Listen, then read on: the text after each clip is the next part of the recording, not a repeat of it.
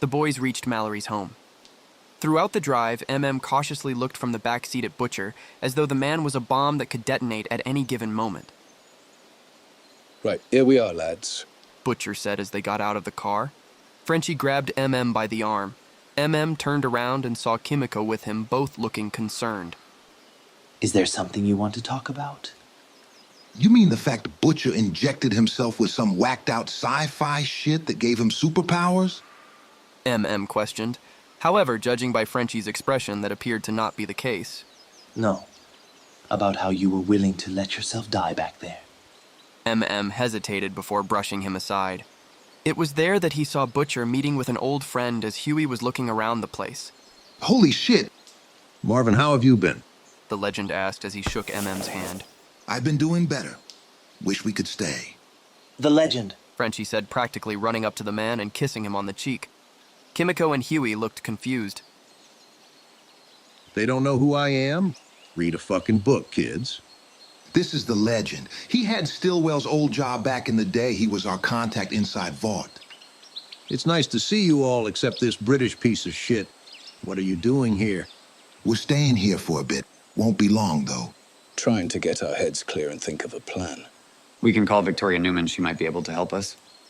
Jesus, were you guys stuck in a cave or something? Newman's done. What do you mean? That head popper, that was her. Everyone was surprised to hear about this. You're kidding? No, I'm not. The Justice League launched a sting operation. She's in custody right now. What if Vought planned this, made them think she was the head popper to get rid of her for them? There was footage and everything, kid. Knew we shouldn't have trusted that bitch. A dejected Hughie turned to Butcher. Now what? Have any of the Justice League popped up here? Yes, though only Batman. I'm telling you, that guy's probably never used a door in his life. He just pops in right the fuck out of nowhere. Fuck! Hughie tried to get inside the house, but Butcher stopped him. He's probably bugged this place. You'd think Mallory would have told us that. She got a CIA team to check the house, swept this whole place down twice. Then we'll have to be a bit more thorough. Butcher said, and lifted his finger as if telling the others to hush as he entered the house. He walked up to a photo of Mallory and her deceased grandchildren. MM was worried that would be the first place Butcher would look. However, he stopped himself from destroying it. "Let's give this place a look around," Butcher mouthed without saying.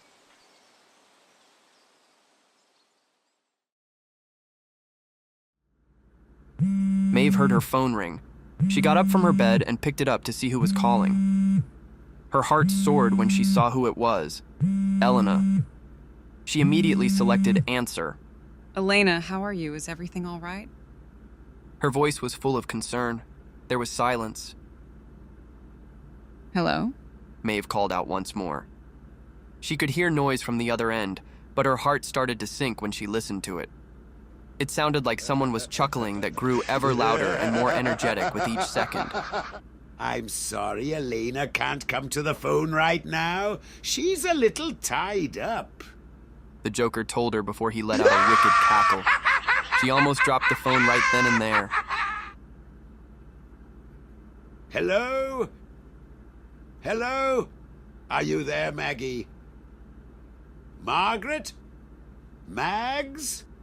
Maeve remained silent, still in shock. For the love of... Look, if you don't answer me in the next 5 minutes, she dies. Do you hear me? I'm listening. Now let her go.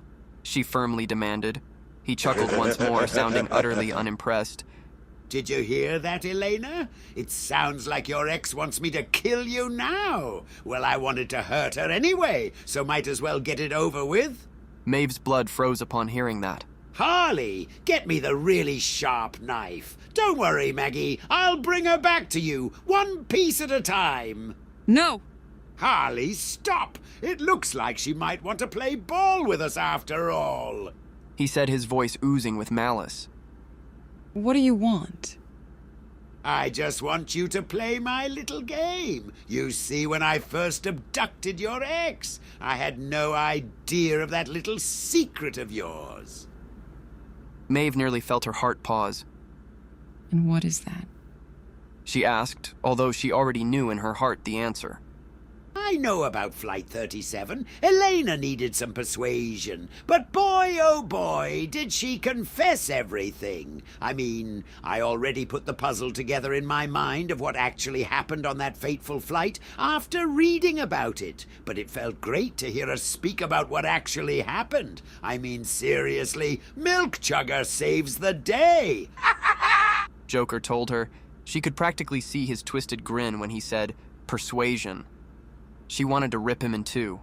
I just wanted to let you know ahead of time, before my big announcement, and don't you think of telling anyone else about our little convo. Think of it as a matter of privacy, or one of life and death, because if I suspect that you tattled on me, well, I hope you're prepared for Elena's funeral, and spoiler alert, expect a closed casket.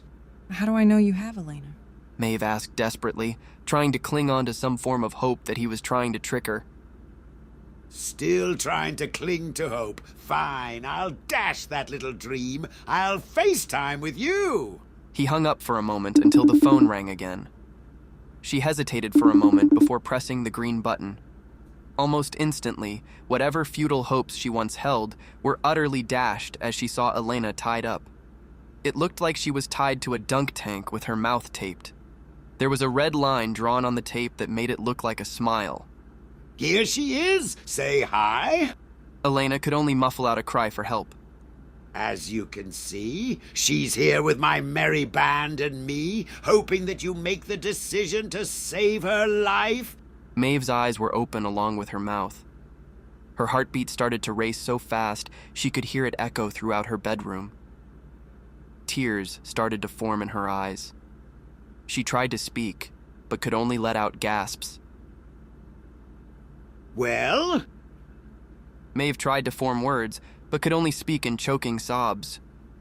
Oh, for the love of... Joker groaned as he started to rub his temples. You know, at least Wonder Woman doesn't crack whenever her beau gets kidnapped. So listen here, crybaby. I'm not gonna kill her so long as you do one simple thing. What is it? Show the video about how Flight 37 went down, Joker said. His more stern attitude disappeared as he let out an amused chuckle that soon turned to laughter. Between his maniacal laughter, Maeve could only discern 3 words. Flight and went down.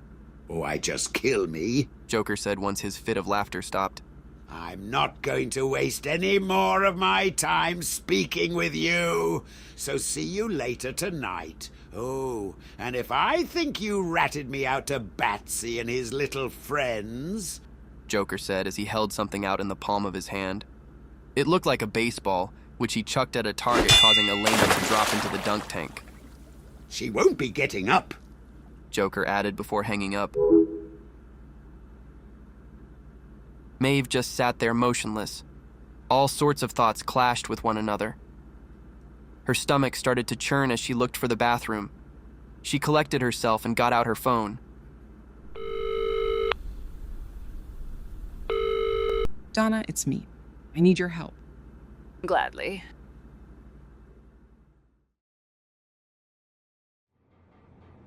MM was looking around in the basement when he saw Frenchie now having Hughie and Kimiko with him. Don't. MM warned him. We just want to talk. MM realized it would be pointless to argue. Strange got to me. He straight up asked me what kind of a father would leave his family just to end up a fugitive. Maybe Monique and Janine would do all right without me. Don't listen to that psychopath. The guy's like Hannibal Lecter without the cannibalism. Yeah, but everything he said was true. I couldn't think of anything else to say. The guy clearly doesn't care that he's a horrible person. Frenchie looked down. He said that I work with Butcher for the thrill of how I like to be treated like shit. It's like a drug. And how accurate would you say that is? Maybe I deserve it with all I have done. The Colonel's grandchildren. Look, I get it. You had to save your friend. I'd probably do the same. You're a soldier. Would you be willing to drop everything? MM was silent. However, Kimiko nodded, holding Frenchie's hand. You mentioned Butcher's brother and how I might remind Butcher of him. Did any of you ask about him? We never asked. It was just like Becca. Hell, I didn't know about his brother until years in. He committed suicide. Their dad was abusive to them. There was an uncomfortable silence in the room. I figured Butcher must have had a fucked up childhood. I'm guessing Lenny was his original canary. Yeah, my mom left me when I was a kid. Since then, my father coddled me ever since. The reason why I cling to Butcher and Annie is because I'm afraid they'll leave, too. I never knew about your mom. Does anyone else know? I told Annie around the time all this shit started happening. You're a good man, Hughie. Better than all of us put together. Hughie remained silent. Speaking of Annie, how do you plan to find her? I'll turn myself into the League. Everyone is silent. Are you sure that's a good idea? I can't take it anymore. Okay, we're back to having nothing. Only now we find out that Newman was never on our side. I was going to ask her for a job when our names were clean. Now we have Soldier Boy and a prison filled with God knows how many super criminals on our tail, too. We're not going to stop you, but you might get yourself killed. The Seven are still going to try and kill you. I know, but I don't think Butcher's going to find that bug, if it is even here. Butcher's not going to be happy about that. I know. I'll have to think of something. I'll try to help you out. MM and Frenchie motioned Kimiko to the door to keep watch. Speaking of Butcher, I still have a bad feeling about that V-24 shit. What do you mean? Vought was unable to make a formula that works 100% on adults. But now the CIA has a formula that does that and only lasts 24 hours. You don't think Vought or the CIA made it? Yes, and I don't think that it's something the Justice League would make. If anything, they could just drag Homelander into a jail cell like he's a toddler being put in timeout. So any guesses? Someone from Earth-1, definitely. But from what I've heard, there are a lot of amoral eggheads there. So what do we do about Butcher? If that shot makes him crazy or whatever, we run. Hughie knew that was a very broad strategy, but they were all at the end of their rope. However, he did have a way he hoped would subtly nudge Butcher in their direction. Just then, Butcher walked through the door. He was smiling in a proud manner. Good news, I've found the bug.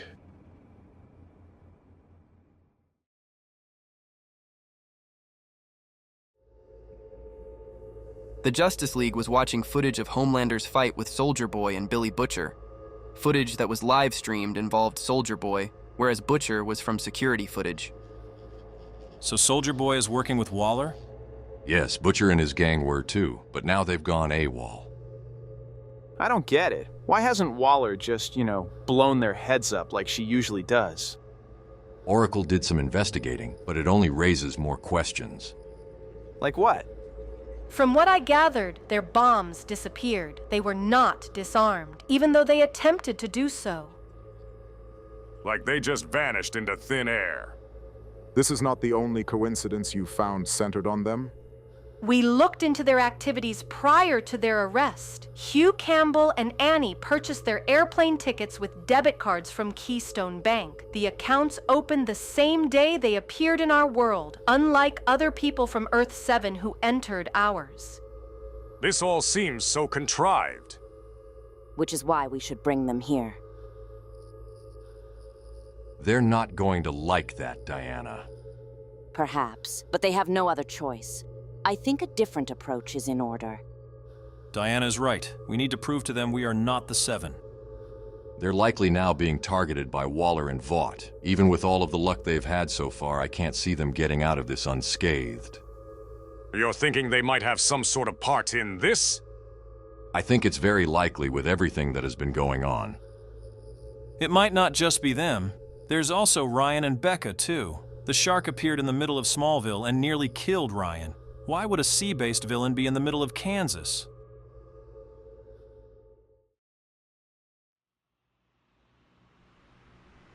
I don't mean to sound like a complete downer, but I really don't like your odds. I can totally see why you dumped her, though. Yeah, you could do so much better. You don't think she'll come pudding? Who knows? Even I am at a loss, not to mention the Wicked Witch clearly trying to set me up. You really think she's going to do that, Puddin'? I know it's what I do. Well, with me, it's just for laughs. But with her, it's tying up loose ends. So what are we supposed to do? Simple. Really let me call some old friends. Joker said as he started to dial someone else. Who is this? A voice asked from the speaker. One that made Elena shudder. Homelander.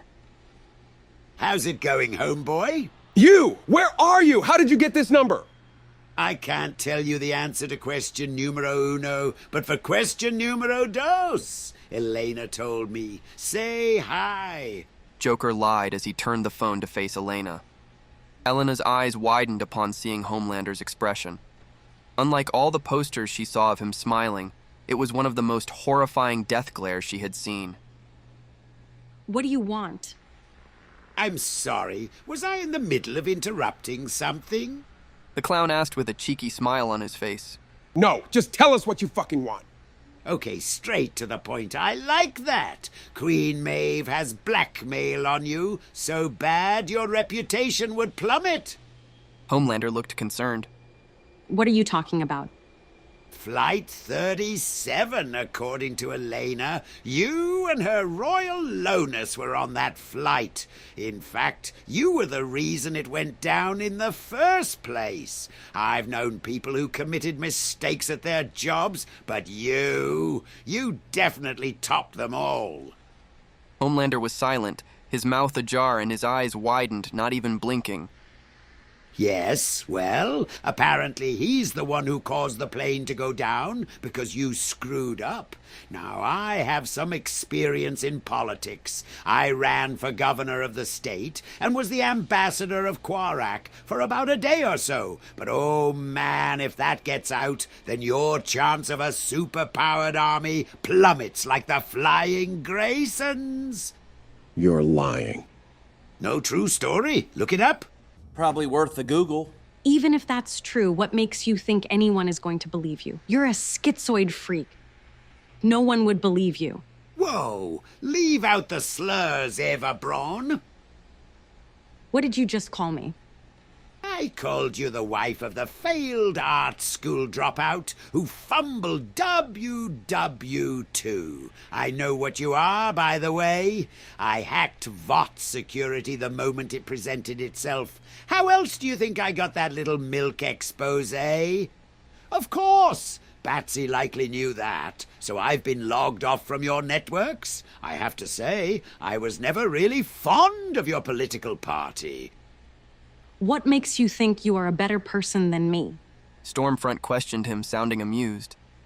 I'll tell you what I told that noseless Nazi bonehead from Earth 616. I'm a criminal lunatic, but I'm an American criminal lunatic. Besides, murder is so much more fun when it's random and indiscriminate, not controlled and prejudiced because of some wackadoodle claims of superiority. Stormfront glared at Joker only for Harley to blow a raspberry at her. Harley, on the other hand, is more invested in this, though. Well, no one is going to believe either one of you. True, but what if I anonymously drop the video to someone reputable? Sure, you and your bigoted band of flying monkeys can swear to high heaven, but the brass won't believe you. Hell, the Justice League most certainly wouldn't. If you do that, I'll destroy everything and everyone. Homelander threatened, catching even Stormfront off guard. The Joker, however, was a different story. Good. Glad you and I are on the same page. Homelander's eyes widened upon hearing that. What? You heard me. Good. Have a blast. Burn a school, eat a baby if you want, and live your heart's twisted little desires. You know you want to. Homelander and Stormfront were at a loss for words. Listen, homeboy, I'm going to let you in on a little secret and some advice. The secret. I want you to do that. It's my thing. I mean, look what the first thing I did here was. Now, for my advice. I know it hurts to have everything you have shattered like cheap glass. But don't worry. You see, when everything falls apart, you tend to see the funny side in life. I know I did. Besides, you want to know something better than love and admiration? Fear. I've had my issues with Scarecrow over the years, but he is right on the money with that. It is better to be feared than loved. Anyway, toodles! Joker said before hanging up. Homelander turned to Stormfront, both of them equally terrified. You find Noir, I'll handle Maeve. Got it. The couple exited the room.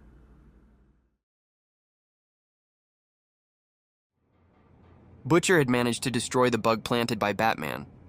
Surprisingly, the room looked to be mostly undamaged. Butcher, I have a question to ask you. Speak. I know this has been quite a fucking mess, but aren't you a little curious about all the weird contrivances? Like the bombs disappearing. Yeah, and the bank accounts we had on Earth One. I never got the chance to ask you this, but did you ever open the app for whatever bank you got? No, we were too busy. I was arrested. Butcher was silent, which seemed peculiar to MM. He figured Butcher would have looked it up while on the way to Gotham. Well, Annie and I did. The account opened the same day we ended up on Earth One. Everyone seemed to be taken aback by this. This shit just keeps on getting stranger by the minute. We've been too lucky as well. In Gotham, Nightwing nearly managed to arrest us, until Killer Croc appeared out of nowhere. This allowed us to escape, just like the Iceberg Lounge and Scarecrow's lab. We've had way too many close calls in that city, even more than with the Seven. You're not suggesting we go to the Justice League, is that right? Hughie seemed to be caught off guard by how fast Butcher caught on to him.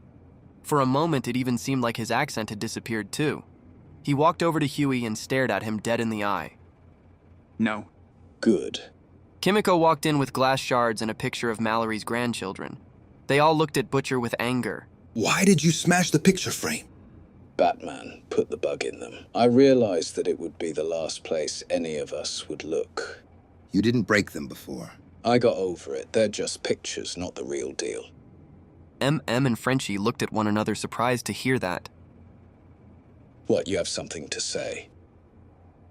It could just be the V-24 in his system. Hughie whispered into Frenchie's ear. No. Something being this far ahead in CIA human testing wouldn't affect the mind like that.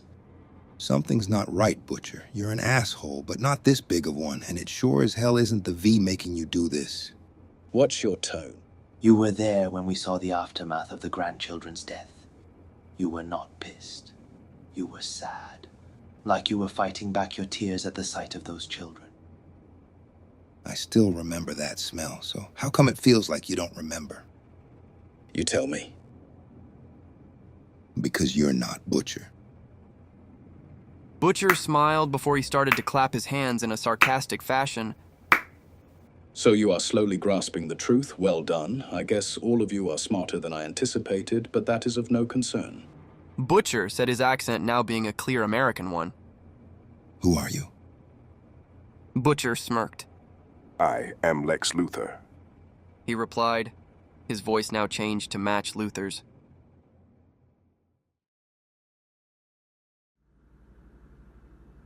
Homelander scanned Maeve's room, and no one was there much to his anger. All there was in the room were empty bottles of alcohol. Homelander stomped over all of them, covering the floor in broken glass. Maeve, where are you? I just want to talk. He lied. Homelander tore the room apart. He used his X-ray and telescopic vision, where he soon discovered Maeve was not on any of the nearby floors. Angrily, he flew out the window and scanned every floor, not minding where the glass landed. His head started to hurt as though his skull was in a vice. He felt hot around the collar. He crashed into the window of the Seven's meeting room. Where the fuck is she? Homelander? Ashley asked, her voice telegraphing her concern and terror. What? Homelander asked her, sounding stressed. He saw Ashley was with Stormfront. Noir is gone. Gone? He cut out his tracker earlier after seeing your fight with Soldier Boy. No.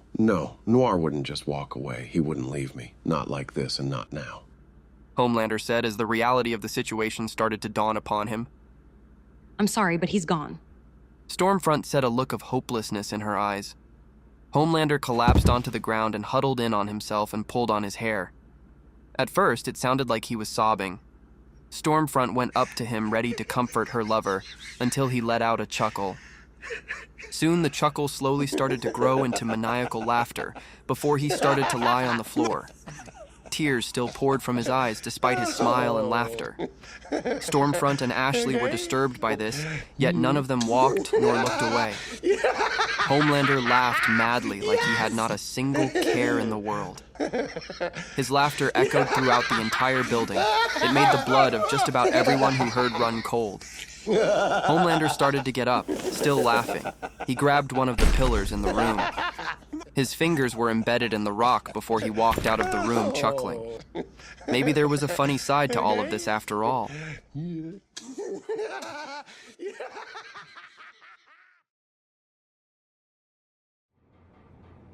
I've read about you. You're Superman's archenemy. Frenchie said, looking at the others. Former LexCorp CEO and President of the United States. As well as the smartest man on Earth 1. You created V-24. Indeed, I must say, Marvin, if I am allowed to refer to you as such, of course. I applaud your refusal to use my formula. Most men would have caved into sacrificing their humanity for the sake of power. You, however, did not. MM and the rest of the boys were shocked to hear about this. You know my name. MM said, realizing what this meant. I know all of your names and your history with Vought and their menagerie of costume narcissists. What do you want? The same thing you all want, an end to Vought and its defective superpowered hedonists. I sense that we all have common ground. What did you do to Butcher? The V-24 in his system allows me total control over a user for 24 hours after injection. The boys were all stunned to hear this. That's fucked up. You're practically using Butcher like he's some sort of video game character. Hughie angrily told Luthor. The man is literally nothing more than a violent psychopath. Believe me, when I say this, you're all better off without him. He's still a human being. I won't dispute that, but I can offer you all salvation. You, Vought, and the Justice League are all unknowingly in the midst of the endgame of my plan for your world. I can protect you from the fire. You're a Negria. Frenchie accused him. Excuse me? MM asked his friend, angrily glaring at him. It's French for slaver, sorry. He's right. Also, Butcher will be completely free once the serum has run its course. What's your plan? Imagine a world with no superhumans. Your world will no longer have to deal with disastrous fallouts from intoxicated lechers trying to play hero for a measly paycheck. When I am done, your world will share the same views that you do regarding superpowered freaks and how they should not be trusted. You caused all of this? The dimensional rifts? No, I am not the source. I merely saw the opportunity of doing this after sending probes to your world before the Justice League took notice. It disgusted me that faulty lab experiments were being treated like celebrities. Their crimes were pardoned by the law and ignored by the public. I knew right then and there that your world needed a savior who would never bend the knee to some superpowered thug. Me. You? Who else? You've seen my world, rampant supervillains running around while the Justice League sit in their satellite looking down on us all. You felt small in your own world, but in mine, you might as well have been microscopic. You want us to join you? Yes, think of it. I know all about every single one of you, Marvin. I know about your family. I can take you to them. I know Soldier Boy killed your grandfather, how your father slaved away and slowly killed himself trying to get justice for their sake. I can bring you to your wife and daughter. You can be a family again. MM seemed conflicted upon hearing that. Don't. Luthor raised an eyebrow at Frenchie. He is a charlatan who pissed away a billion-dollar fortune. The man risked his own planet out of ego. I know about the asteroid and how you got impeached. You murdered that entire courtroom out of spite. I admit, at the time, I was not thinking rationally. In regards to your claim about my fortune, I still have it. Just under wraps, of course.